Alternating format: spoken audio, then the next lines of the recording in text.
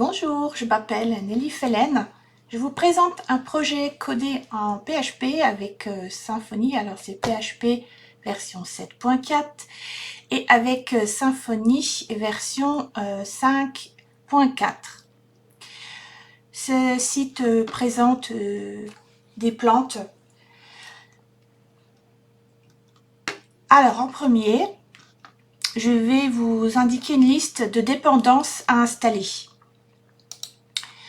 Vous avez Symfony 5.4 à installer, vous avez Composer, vous avez aussi PHP qui doit être installé, un éditeur de code, moi j'utilise VS Code, mais après vous pouvez utiliser plusieurs autres, et une ligne de commande, j'utilise beaucoup Git, et du coup voilà, vous pouvez aussi installer autant de lignes de commande que vous voulez.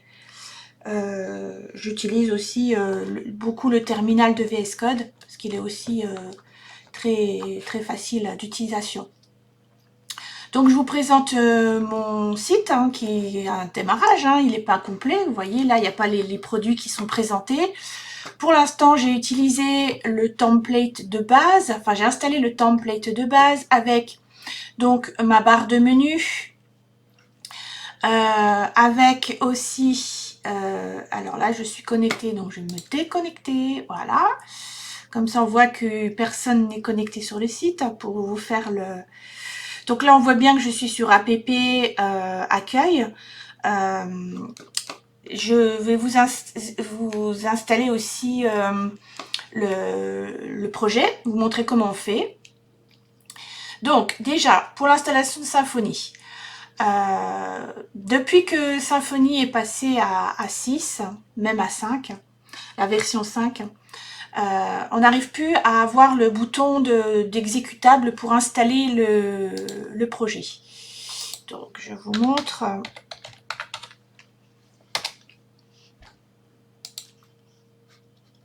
Voilà, si vous faites, donc vous êtes bien sur le site officiel de Symfony, si vous faites download, avant pour les utilisateurs de Windows, pour Mac et Linux c'est différent.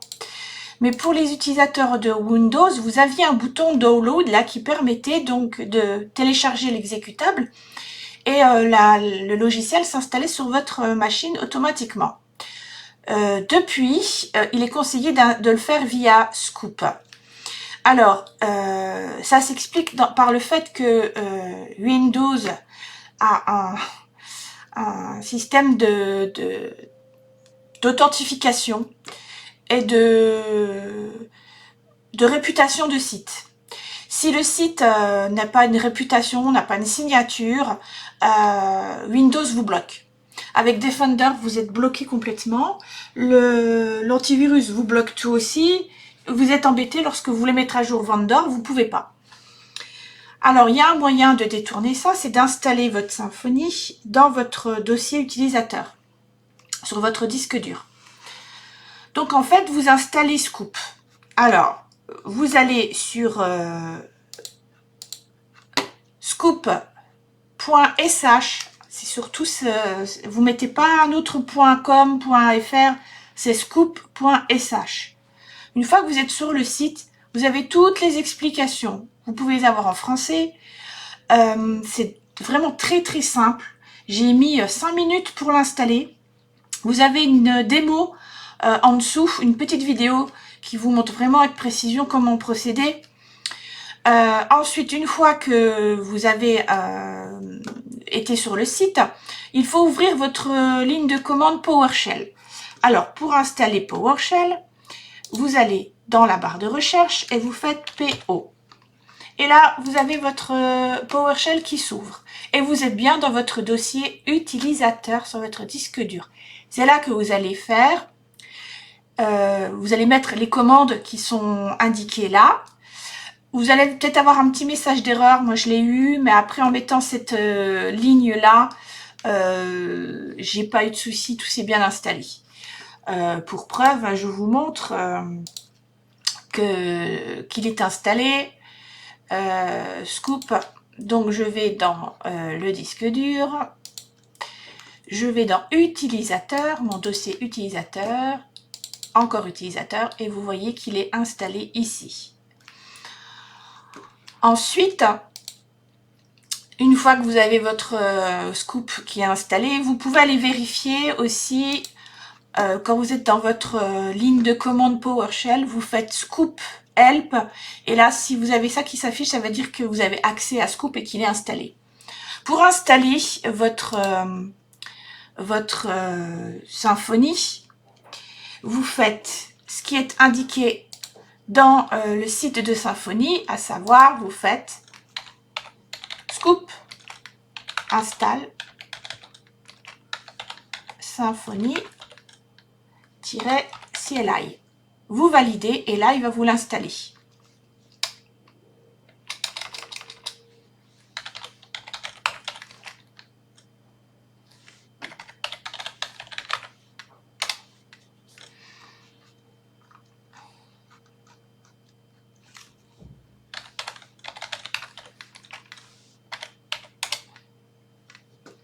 Voilà, alors, moi, je peux vous montrer que j'ai installé, oui, c'est pas version, c'est -v, je suis sur PowerShell, j'ai confondu.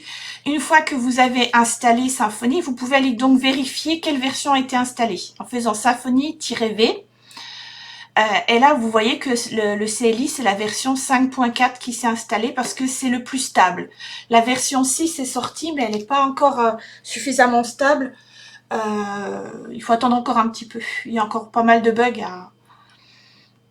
à visiter et à régler. Voilà, donc une fois que vous avez fait ça, que Symfony est installé, il va s'installer sur le compte utilisateur, enfin dans le dossier utilisateur. Voilà, j'ai Symfony 5. Une fois que vous avez installé Symfony, il faut installer Composer. Alors, pour installer Composer, vous tapez Composer. Alors, vous allez bien sur getcomposer.org. Pas de .com ni de .fr, c'est .org. Une fois que vous êtes sur le site, vous avez un bouton Download qui là va vous envoyer un exécutable qui va télécharger automatiquement sur votre disque dur. Là, il se mettra dans vos programmes.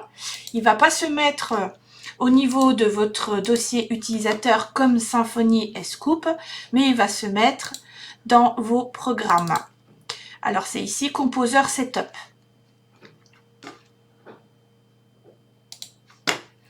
Une fois que vous avez installé Composer, vous devez avoir PHP installé sur votre ordinateur.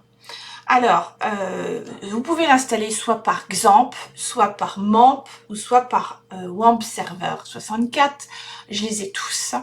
J'utilise tantôt un, tantôt l'autre, voilà, suivant les projets que je fais.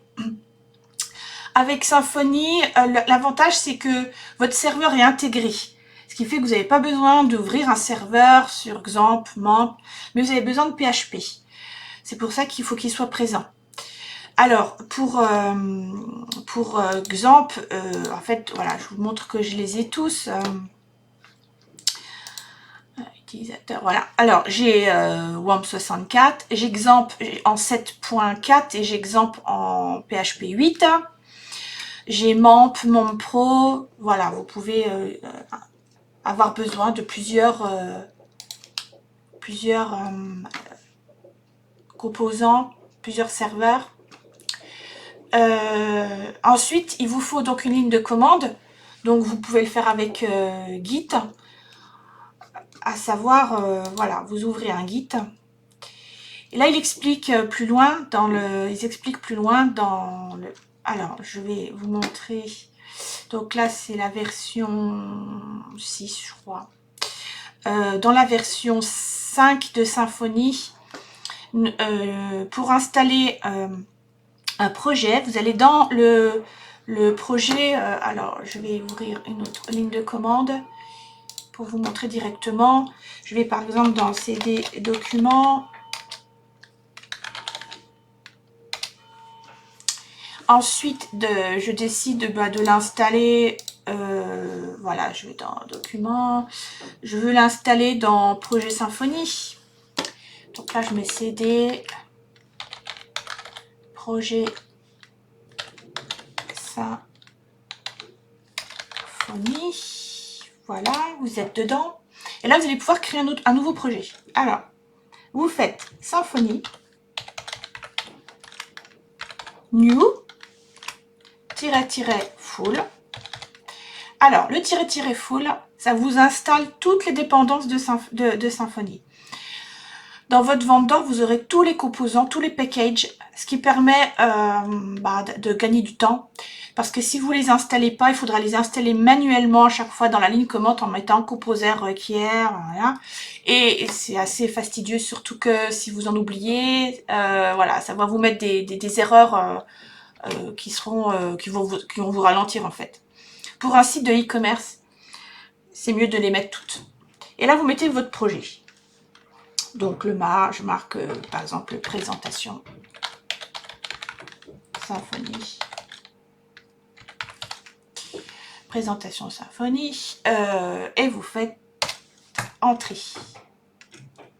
Et là, il va vous créer votre projet.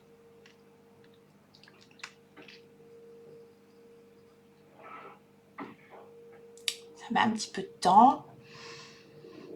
Étant donné qu'il installe tous les composants. Et vous voyez bien que c'est Composer qui installe tout. C'est votre logiciel Composer qui installe tout dans votre projet.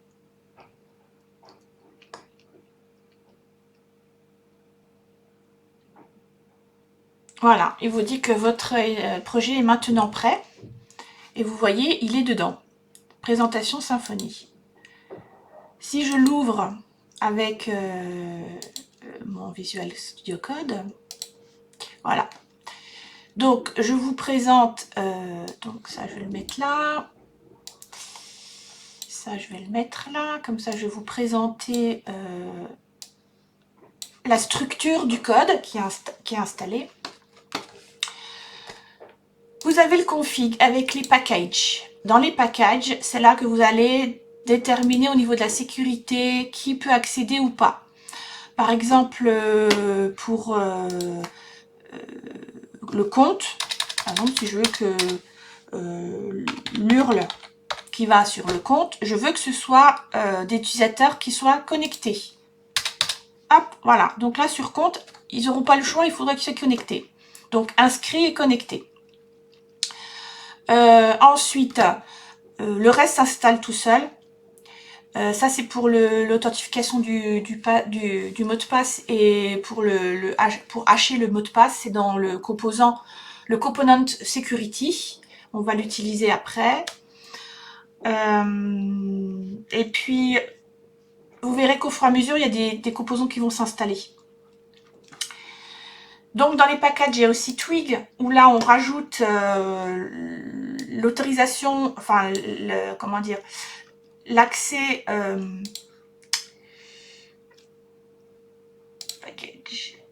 l'accès à Bootstrap pour les formulaires.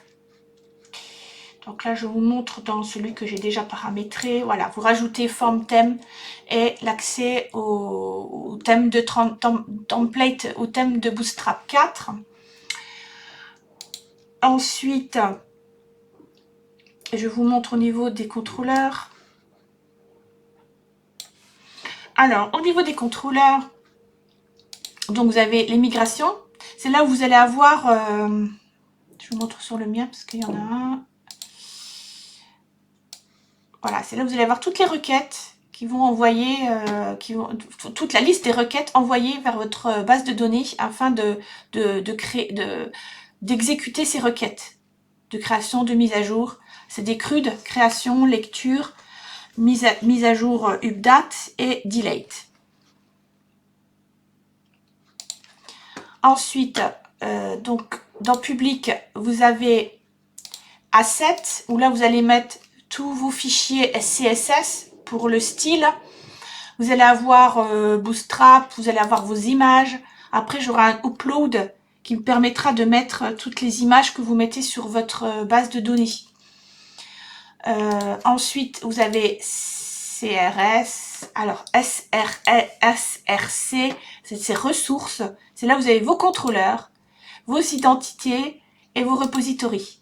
Alors, le contrôleur, lui, il a pour rôle de gérer les routes. Là, c'est par exemple le contrôleur qui gère ma page d'accueil. Lui, il va juste me dire, voilà, tu vas sur la route accueil, pour aller chercher le template, en fait, tu vas me chercher accueil index HTML, c'est le template, et tu l'affiches. Donc, je vais dans accueil, index, et là, j'ai tous les templates qui s'affichent. Donc là, j'ai le partial carrousel, parce que je fragmente en fait mes templates pour avoir plus facilement accès lorsque j'ai des changements à faire. Donc là, j'installe le menu, le carrousel et le corps. Alors, vous avez une base, c'est celle qui est fournie, en fait, lorsque vous avez votre site, votre URL qui accède à votre site, vous avez forcément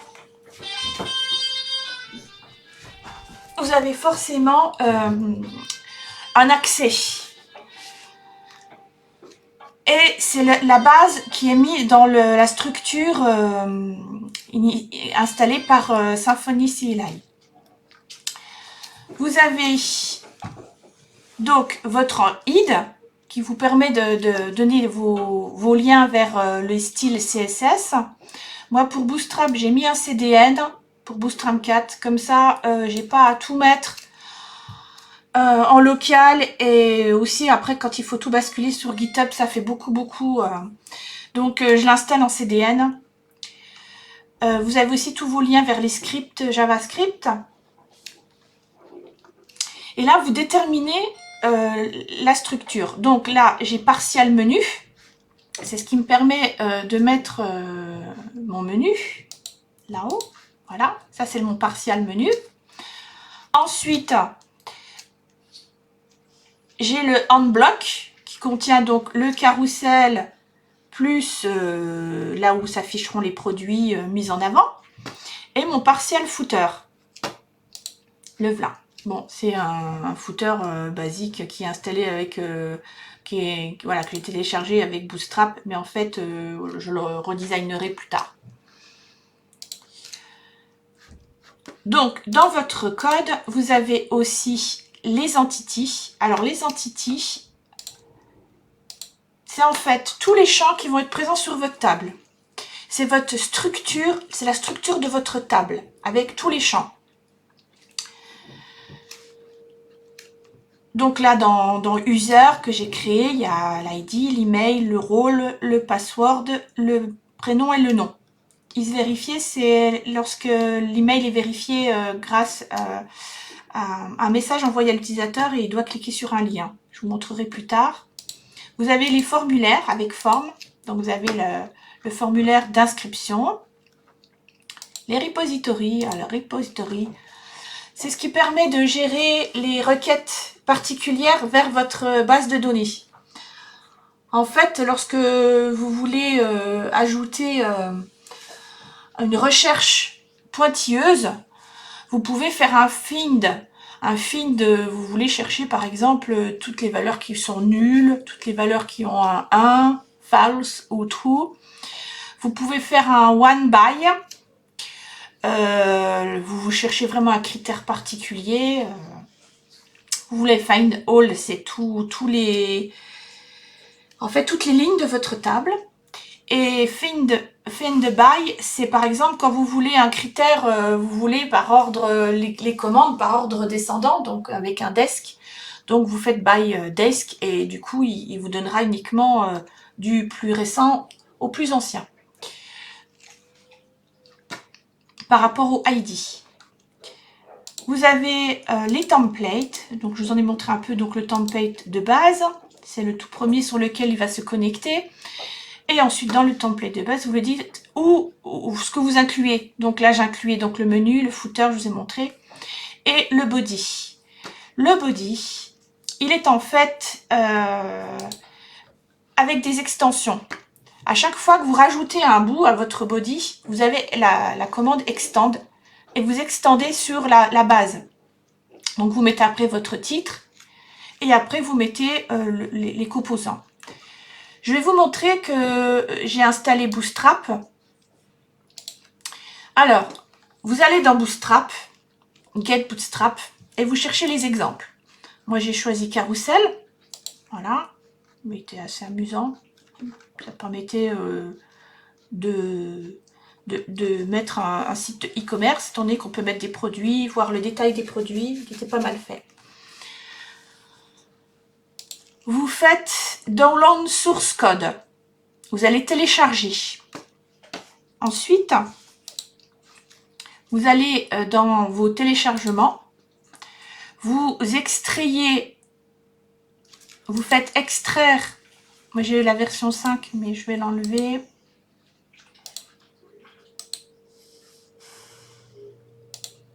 Voilà. Vous faites une extraction. Une fois que l'extraction est faite, vous allez dans votre code.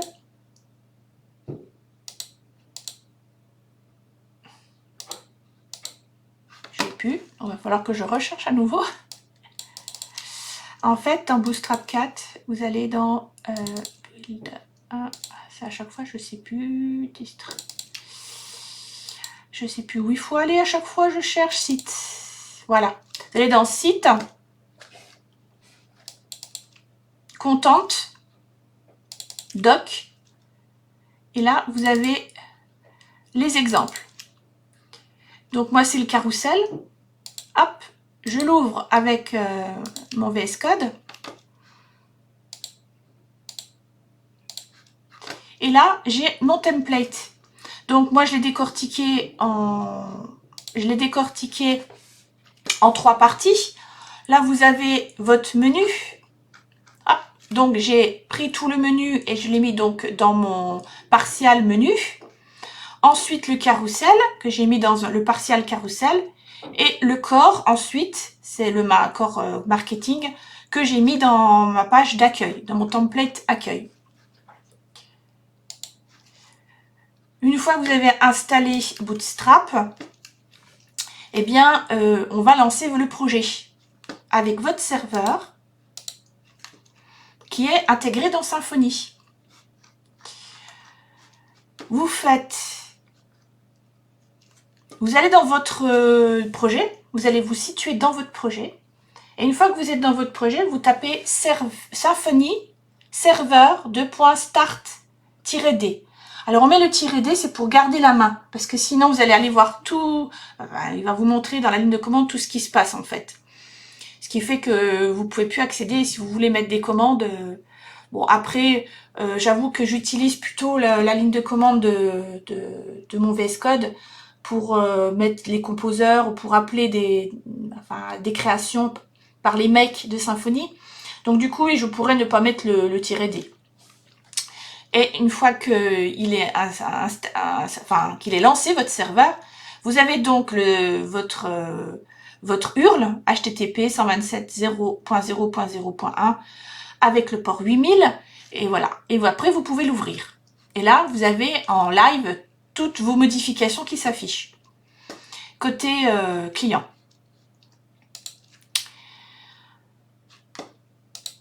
Une fois que j'ai présenté tout ce qui est installation, je vais vous montrer comment on paramètre la database. Dans votre fichier env, là, vous allez paramétrer votre base de données. Vous avez 2 possibilités. Soit vous utilisez SQLite, database. Votre database va s'installer dans le dossier var, ici. Vous lui mettez un nom, là. Vous mettez le nom de votre database. Voilà, j'aurais pu mettre, par exemple, Naturea. Voilà.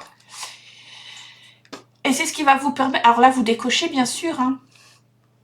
C'est ce qui va vous permettre de paramétrer votre lien où Doctrine va aller mettre les informations et créer la database.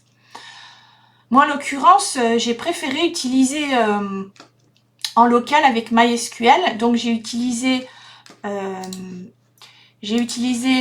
WAM Server. Voilà. Avec PHP MyAdmin. Donc, en fait, vous le décochez là, ici.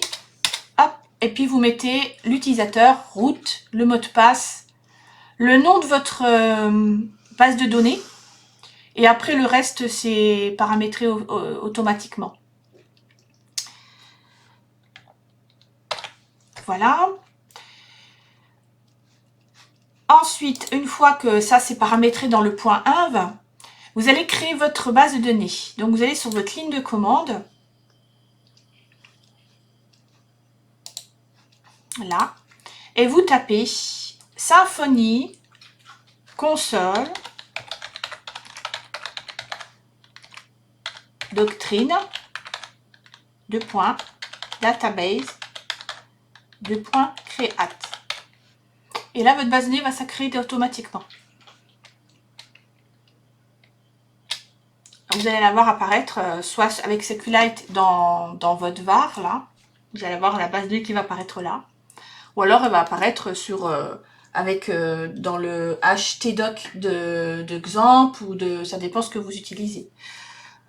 Moi, dans mon serveur. Ensuite, une fois que ça c'est fait, vous avez installé donc votre template Bootstrap. Je vais mettre le 4, puisqu'en l'occurrence c'est 4. Vous allez créer votre premier contrôleur. Vous faites Symfony console make user. Et quand vous allez faire ça, vous allez avoir, donc déjà, vous allez créer votre accueil contrôleur. C'est ce qui va vous permettre d'afficher votre page d'accueil. Il va vous renvoyer vers votre template accueil, index. Donc on le voit là, accueil, index. Et c'est là que vous paramétrez votre template. Ensuite, quand vous créez un make user, il va vous créer de manière automatisée tout ce que vous avez besoin.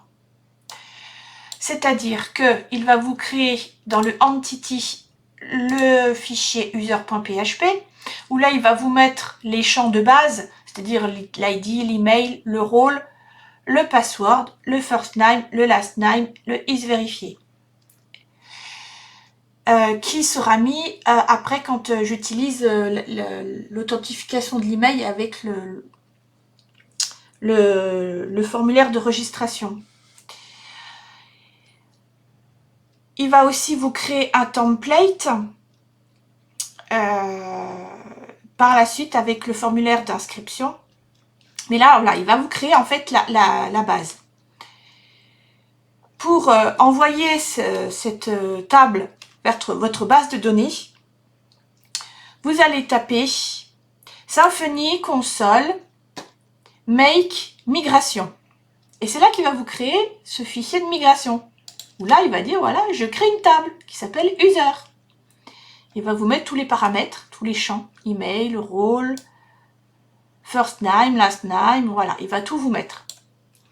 Et ça, après, une fois que vous avez créé votre fichier de migration, je ne sais pas si je l'ai là.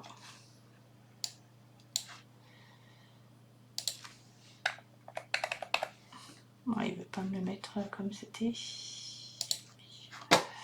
Je vais voir si il le remet bien là. Ouais. Non. Bon.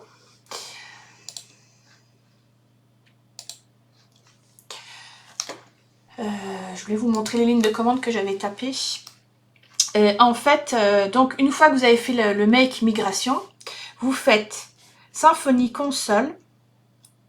Soit vous tapez doctrine migration migrate, ou alors vous faites d.m.m.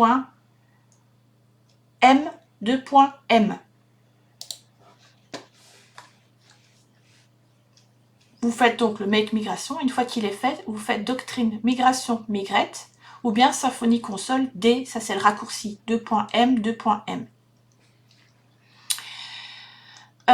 Comme ça, votre table user est créée.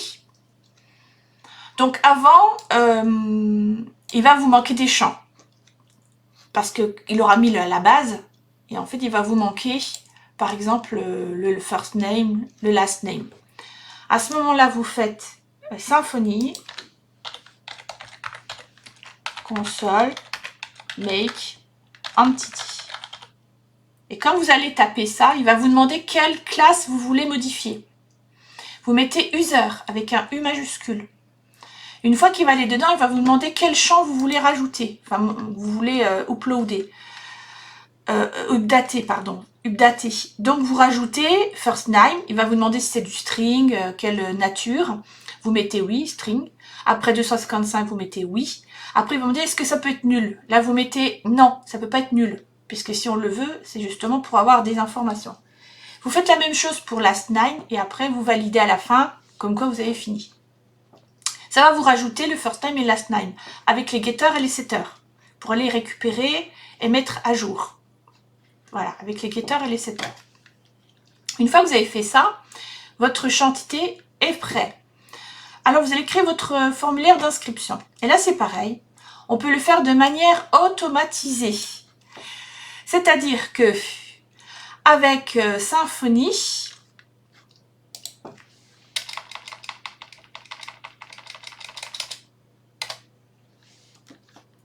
vous avez possibilité de faire plein de choses. Donc, je vous ai marqué tout à l'heure dans la console Git serveur start, serveur stop. On peut utiliser Composer. Si je fais Symfony help, là, il vous explique tout ce que vous pouvez faire aussi.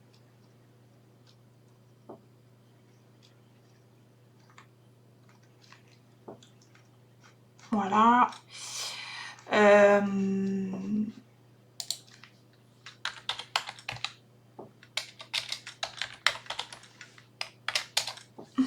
Ah, la commande n'existe pas. Sur Symfony, on ne peut pas mettre un point d'interrogation.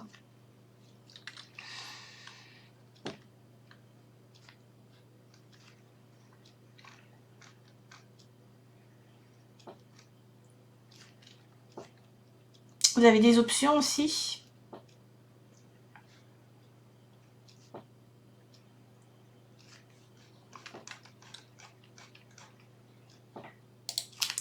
Donc là, vous tapez Symfony, console, make, registration-forme.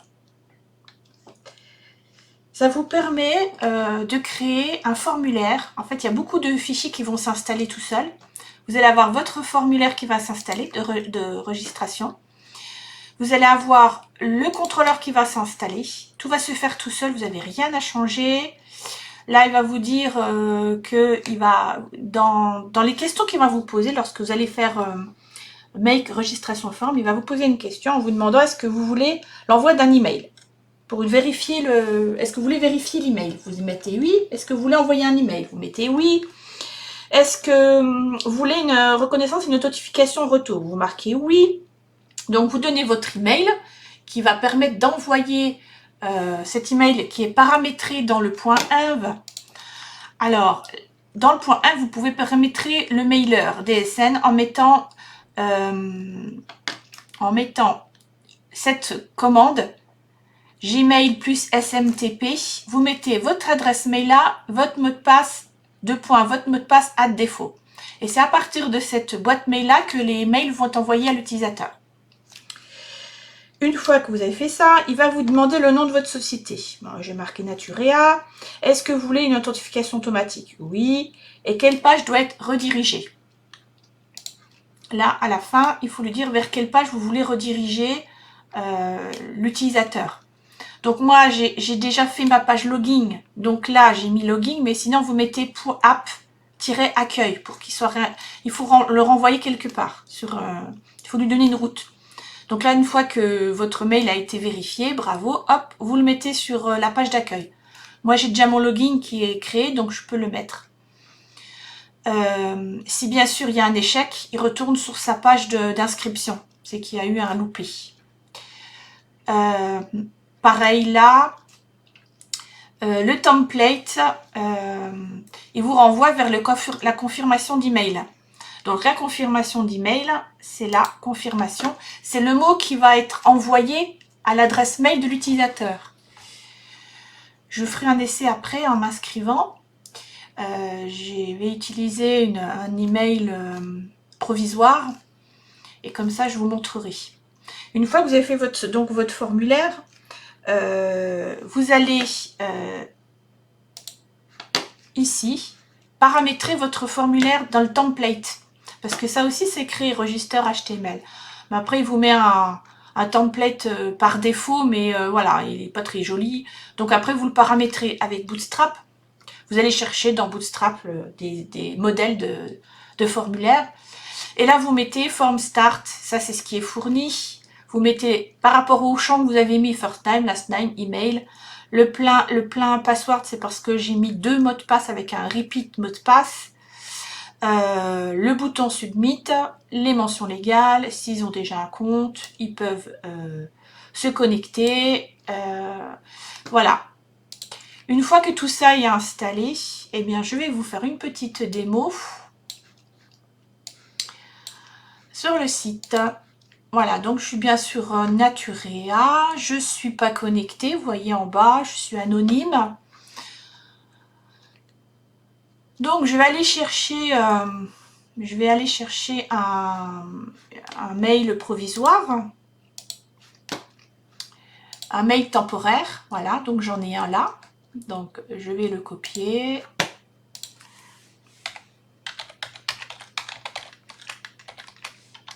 Et le coller et je vais créer un nouveau compte.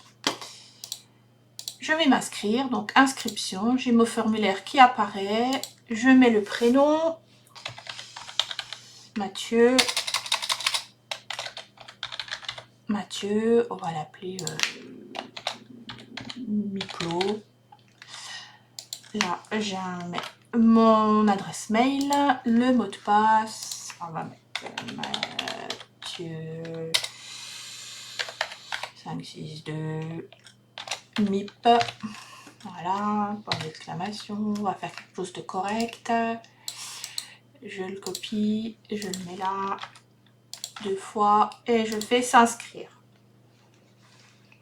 Il me renvoie bien sur ma page d'accueil où là, il m'inscrit automatiquement. Vous voyez, je suis inscrit et je suis connecté automatiquement. Donc, je vais aller voir dans ma base de données puisque je l'ai renvoyé sur la page de login. Comme je suis enregistrée, du coup, il m'envoie directement sur la page de connexion. Comme si, enfin, je suis connectée. J'ai pas besoin d'être authentifiée au niveau de l'email pour me mettre... Alors, donc, ce que je voulais dire, c'est que la personne a été créée. Donc, je vais dans ma boîte, dans ma base de données, et vous voyez, voilà, Maternip, il est Mathieu, Miplo, hop, voilà. Sauf que là, il n'est pas vérifié. Il a le droit de ne pas être vérifié. Hein. Après, si son adresse mail elle n'est pas bonne, quand on lui enverra un mail concernant une commande, il aura des soucis, quoi. Donc, pour savoir si il est confirmé, je vais sur ma boîte mail. Vous voyez, j'ai reçu un message de Naturea. Voilà.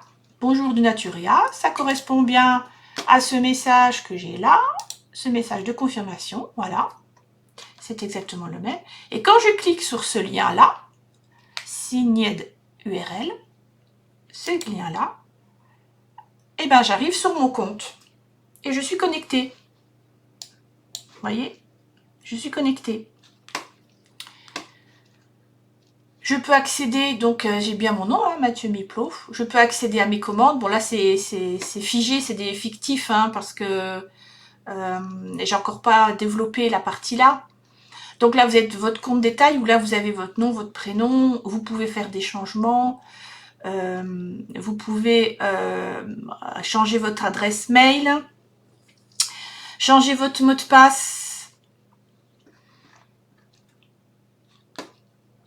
Voilà. Je retourne sur l'accueil. Et sur l'accueil, là, on voit bien qu'il y a déconnecté et compte. Il n'y a plus inscription et connexion. Vous voyez, parce qu'il est connecté. Donc, en fait, on va voir dans son menu, là, j'ai mis une condition. Si l'utilisateur existe, si l'app user existe, à ce moment-là, vous mettez déconnecté et compte. S'il n'existe pas, s'il ne s'est pas connecté, il arrive comme ça sur le site pour la première fois, et qui ne s'est pas connecté, à ce moment-là, vous avez connexion et inscription qui s'affichent dans le menu.